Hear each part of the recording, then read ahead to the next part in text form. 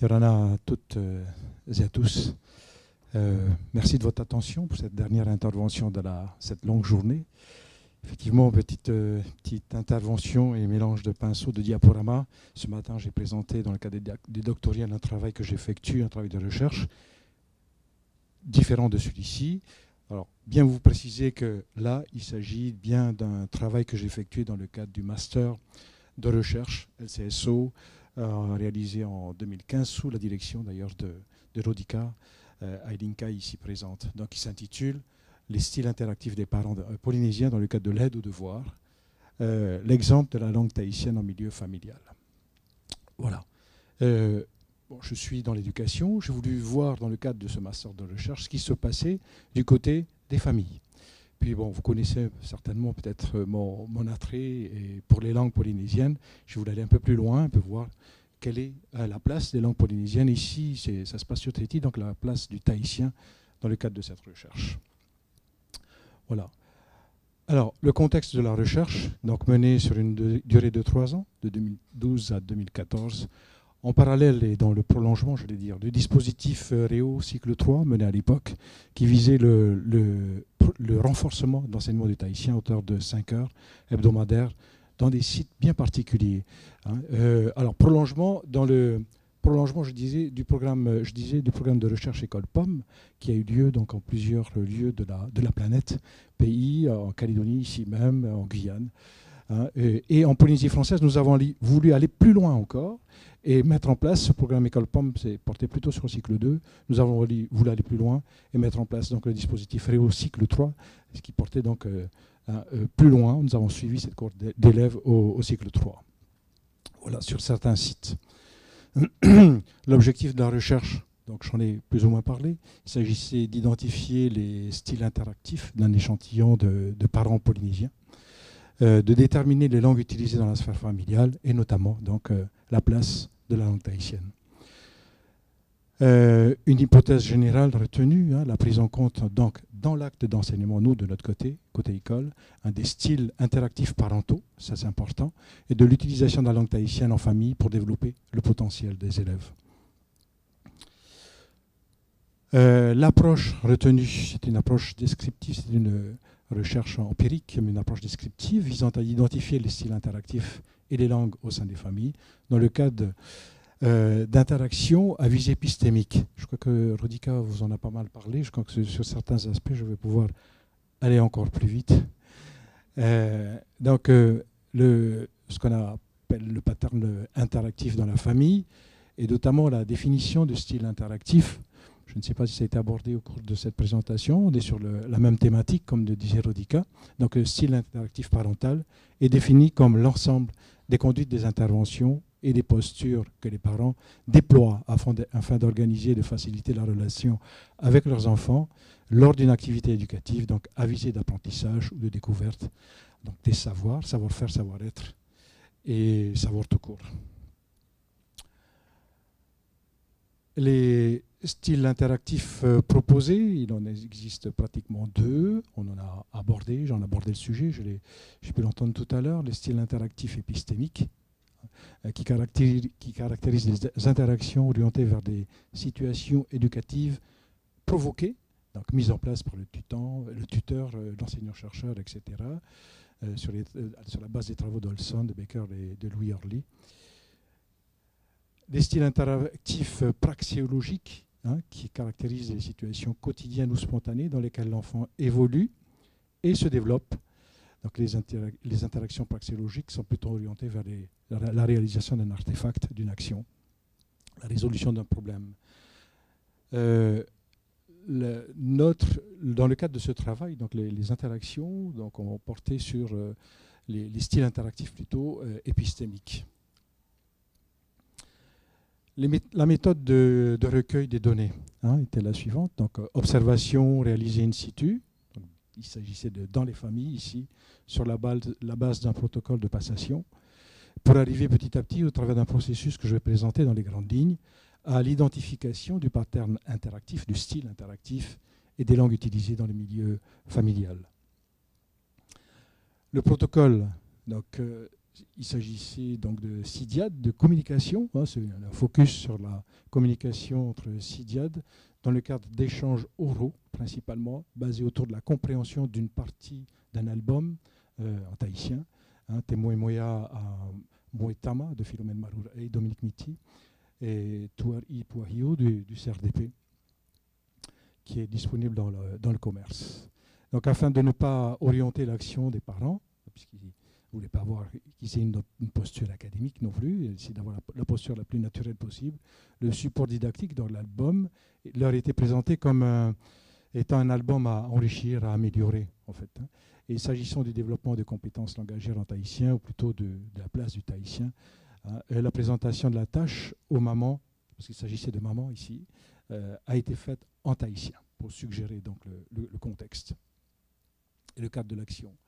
Les diades, donc il s'agissait d'un échantillon de 6 familles dont les enfants avaient bénéficié de l'enseignement renforcé du tahitien, j'en parlais tout à l'heure en préambule. Donc dispositif Réo cycle 3, et critères de sélection qui avaient bien été définis, des familles volontaires toujours, et d'origine polynésienne, puisqu'on voulait mesurer la place des langues polynésiennes.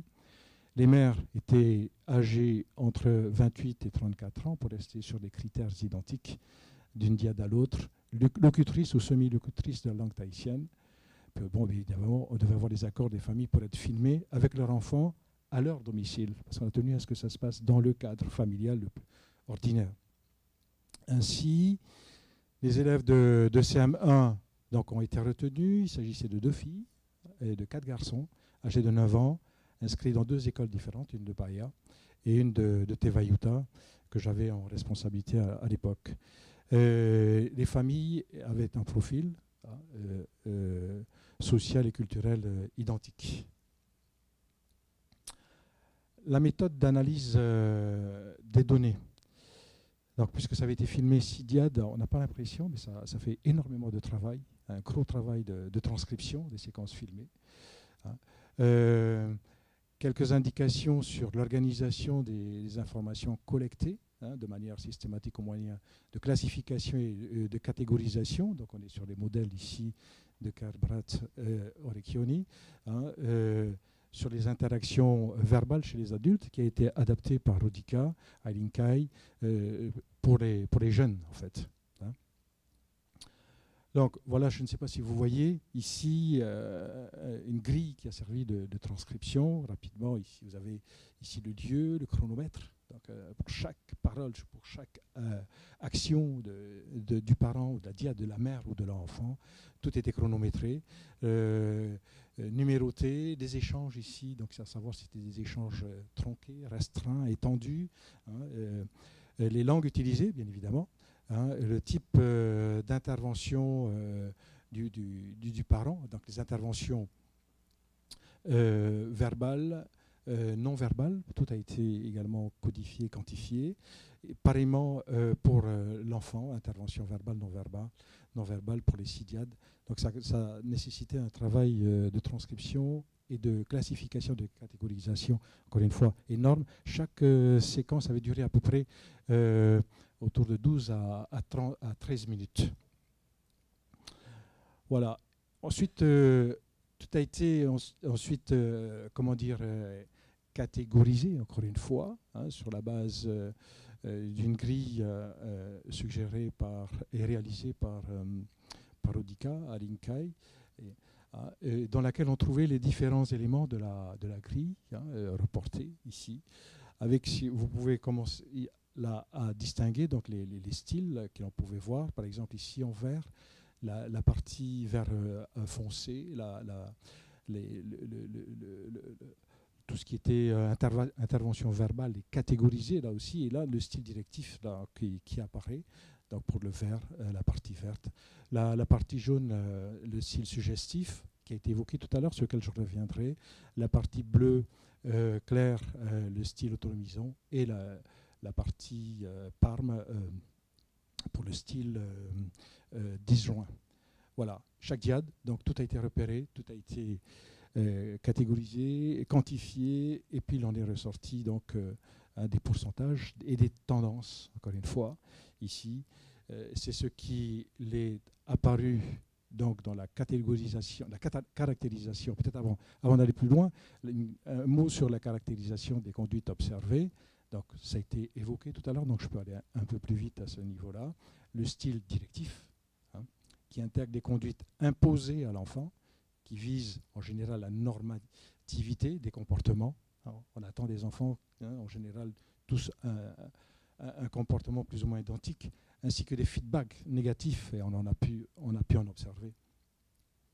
Des styles suggestifs qui intègrent des conduites stimulant les productions de l'enfant, verbales en termes d'action, et en termes d'action, des interventions des parents qui favorisent le développement de l'enfant, qui demandent des précisions, etc. Et là, on peut observer aussi des feedbacks positifs, voilà, ainsi que des actions complémentaires à celles de l'enfant. Le style autonomisant, qui intègre des conduites qui favorisent donc, comme son nom l'indique, l'autonomie des enfants, tout en conservant une posture attentive et dans la proximité de l'enfant. Et un style disjoint, qui intègre dans des actions non collaboratives entre les parents et l'enfant, des activités donc plutôt individuelles, et voire même éloignées physiquement, sans possibilité de contrôle ou d'évaluation. Voilà. Donc, rapidement, je vais passer aux résultats. Donc, qu'est-ce que ça a pu donner, sur les styles interactifs, ici, vous avez dans ce graphique le style directif des parents, le style suggestif, ici, en rouge, en vert, le style autonomisant, et qu'est-ce que c'est du parme, en violet, c'est le style disjoint, d'ailleurs, qui n'apparaît pas. Mais par contre, ce qui apparaît clairement dans les dyades, vous avez les 6 dyades ici, c'est le style directif qui transparaît. Donc on est bien au niveau des parents, des mamans ici. On n'a eu que des mamans qui étaient volontaires. En général, sont celles qui suivent les enfants à la maison. Et avec ici une moyenne de l'ensemble, un total, une moyenne. On voit quand même ici, comme je le disais, ce qui ressort très clairement, le style directif des parents polynésiens. C'est clair, c'est comme ça, tu fais comme ça, tu fais. Avec quand même des attitudes selon les dyades, de style, ou plutôt des styles suggestifs que l'on peut observer de manière différente. Les moyennes, c'est bien, mais il faut aussi aller voir plus loin.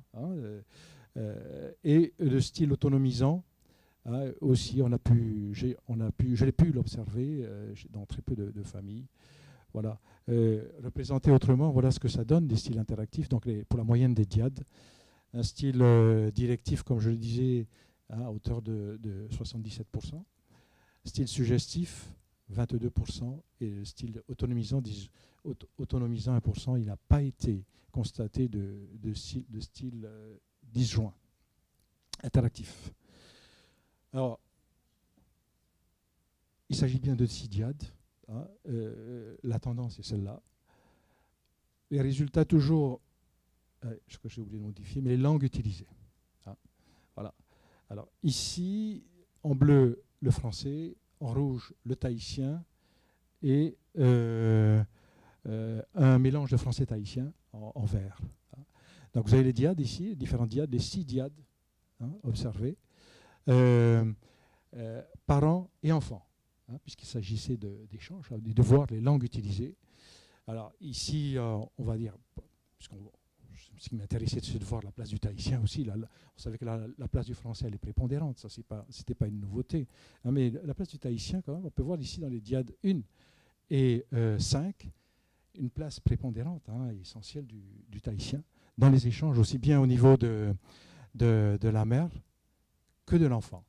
Et avec un mélange, mais très à la marge, du français tahitien. Vraiment très à la marge. Et d'ailleurs, ce qu'on peut constater, c'est que là où on parle le plus le tahitien, on essaie de parler le tahitien, on peut constater aussi la présence du français tahitien, d'un mélange de langues. Peut-être ceci peut expliquer aussi cela, on va dire. Puis le français, donc parents, enfants, ici, très peu de tahitien. Pour la dyade 2, parents, ici, dyade 3, on constate que l'enfant a répondu en tahitien, hein, en français certes, mais aussi en tahitien. On fait l'effort de s'exprimer en tahitien. L'activité est suggérée en tahitien. On n'a pas dit vous parlez en tahitien, mais a été suggérée. Hein. Voilà.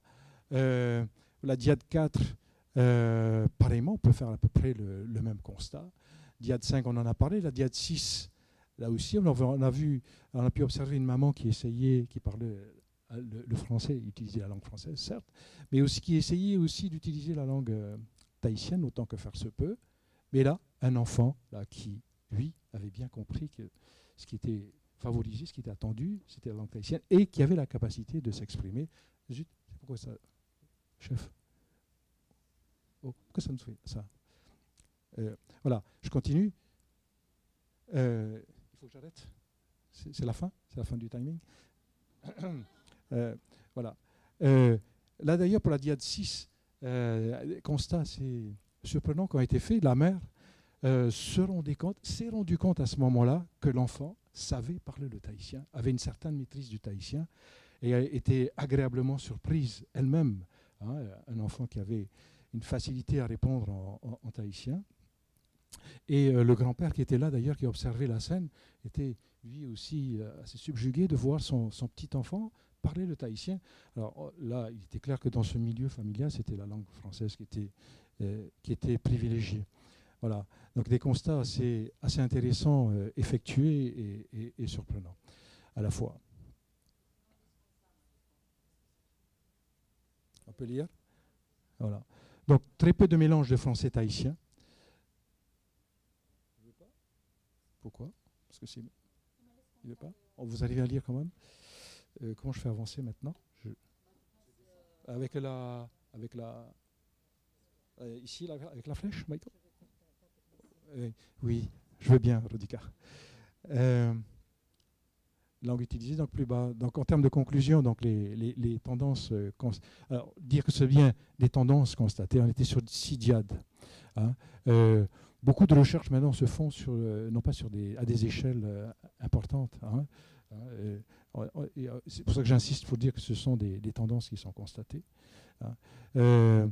Il est possible, concernant le pattern ou le style interactif,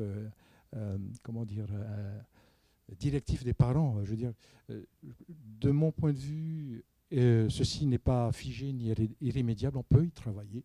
Hein. Les styles interactifs suggestifs et autonomisants, donc 22% ici et 1%, hein, apparaissent comme les plus efficaces dans l'accompagnement des enfants, de notre point de vue, et le développement des compétences langagières en tahitien comme en français. Hein. Concernant les langues, certaines enquêtes menées jusqu'à présent confirment le déclin de la transmission parent-enfant de la compétence en langue polynésienne, ça c'est clair, au profit du français.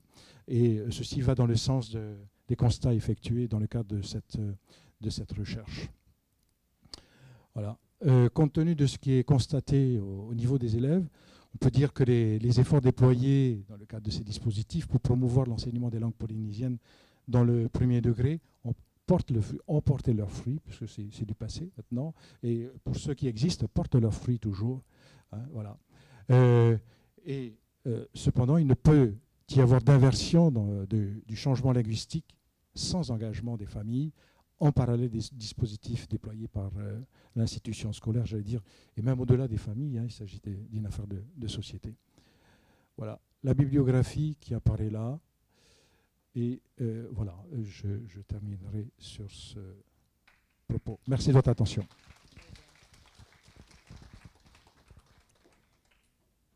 Avez-vous des questions?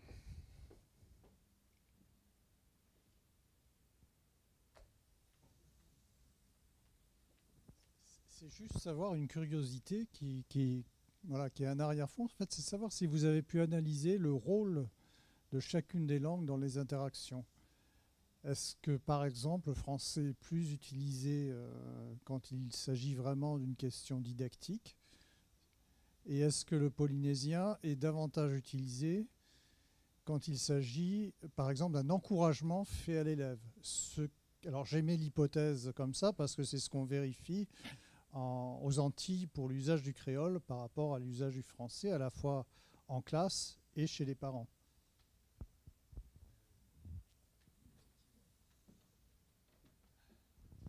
merci pour la question. Nous avons ces éléments, mais nous ne les avons pas analysés. Hein. Nous étions sur d'autres paramètres, mais ce serait une étude intéressante à faire. Nous avons les films, nous avons la transcription, nous avons tout ce qu'il faut. Nous avons noté ce type de remarques, hein, celles que vous mentionnez. Donc on peut effectivement investiguer, et ça serait intéressant de le faire. Effectivement, si c'est des problèmes didactiques, liés plus didactiques. Bon, on est dans le contexte familial, hein, certes, plus technique, on va dire. Hein, ça peut poser problème. Donc un recours à la langue française, effectivement, je pense que là, il y a un travail intéressant à faire. Hein. Oui, tout à fait. D'autres questions? Moi, j'ai une question et une remarque. On a présenté ici des styles épistémiques, donc le style parental en situation d'apprentissage. Mais on ne peut pas faire l'hypothèse que c'est le style que les mères ont dans les activités quotidiennes. Donc la chose qui serait intéressante est de savoir si ces mamans sont directives tout le temps avec leur enfant.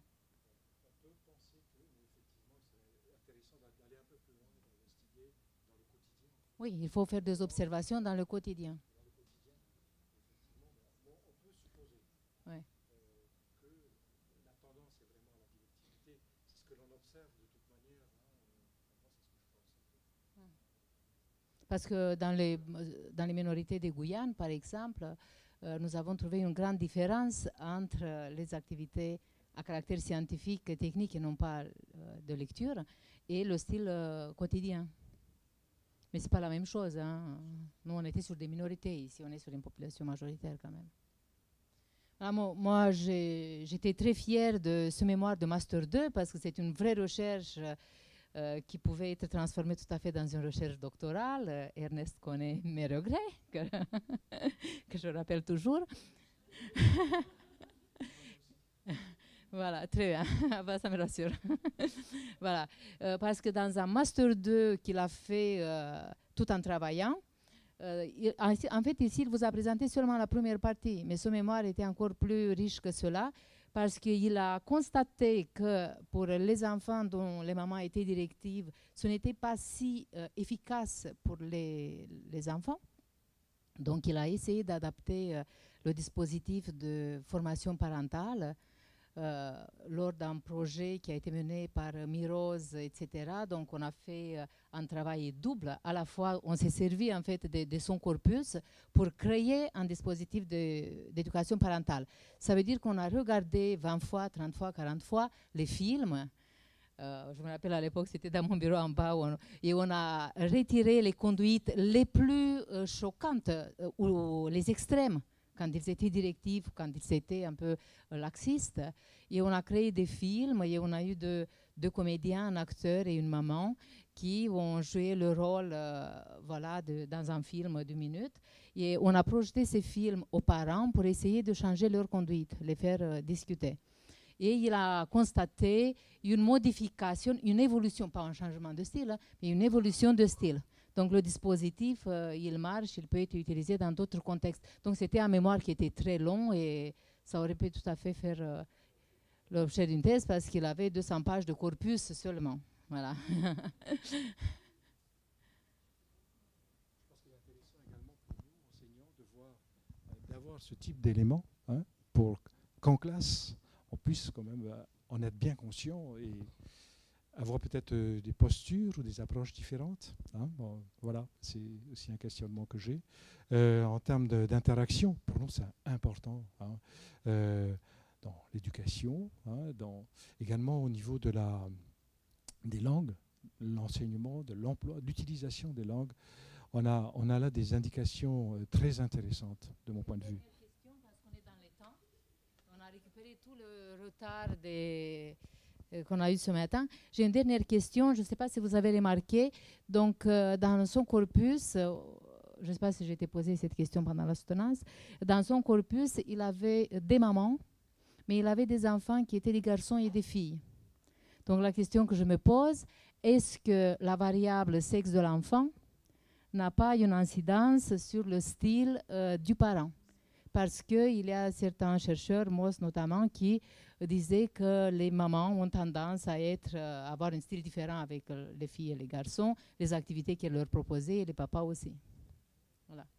Donc ça, c'est c'est pas une question piège, c'est juste, comme Antoine Delcroix disait, c'est juste des perspectives à étudier par la suite, des ouvertures.